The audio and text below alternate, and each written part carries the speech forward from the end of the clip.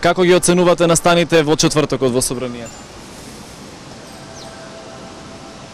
Мизерија, голема мизерија, брука, како не им е срам, може ли до таа мера?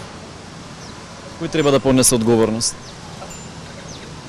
Па раководителите на тие што тепаат, кој е тој што им дозволил, како тоа, удри, на што личи, Бог да чува. Ужасно.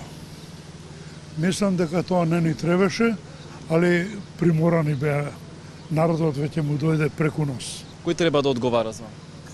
Кој треба да одговара? Треба да одговараат сите оние што се замешани во тие работи. Срамота, Кој треба да понесе одговорност? тој што го направи тоа.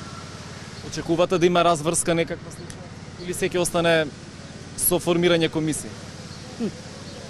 Ако продолжи така, немаме иднина. Би требало да има разврска.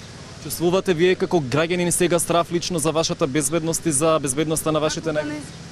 Кој е безбеден во ваква ситуација? Што ми има беззаконие? Јасно е.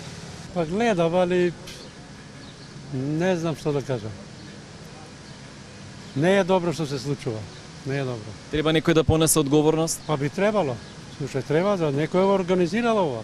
Очекувате разврска? Па очекувам. Треба да има разврска. Гледам и да све кажаве прилици. Тоа е, што да нешто. Очекувате некој да одговара за...